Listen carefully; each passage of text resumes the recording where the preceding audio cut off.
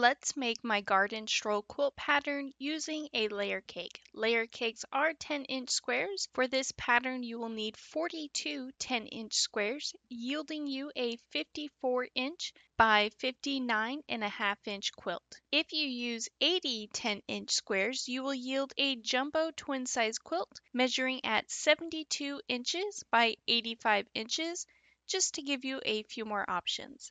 With each layer cake 10-inch square, you will cut one 5-inch by 10-inch rectangle, two 2.5-inch by 5-inch rectangles, and one 5-inch square.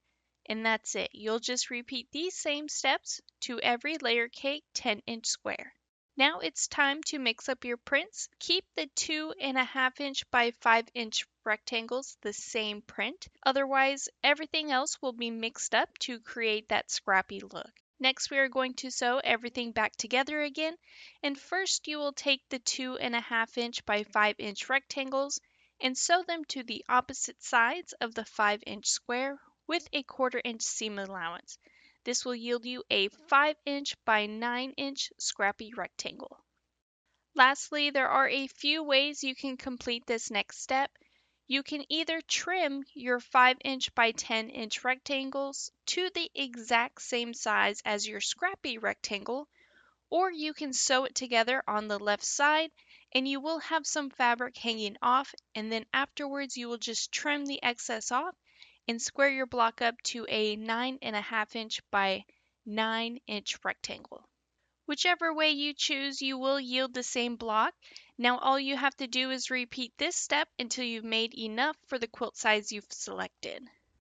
Now that all of your blocks are made, you will lay them out in a 6x7 block layout or a 8x10 block layout for the twin size quilt. For every odd row, you will lay your block with the piece rectangle to the right side, and then for your even rows, you will place the piece rectangle to the left. Then, as always, you will sew your blocks together to form rows, and lastly, sew your rows together to complete your quilt top. And here is what my quilt top looks like all finished. Garden Stroll is a great beginner-friendly quilt pattern that you can whip up in no time. It's perfect for any of those last-minute gifts or if you need a large bed-size quilt. For the backing, I am using a print from within the collection. Then for the thread choice, I am going with glide threads in the color Seafoam Green. And here is what my quilt looks like all quilted. Once again, one layer cake will yield you a 54-inch by 59.5-inch quilt.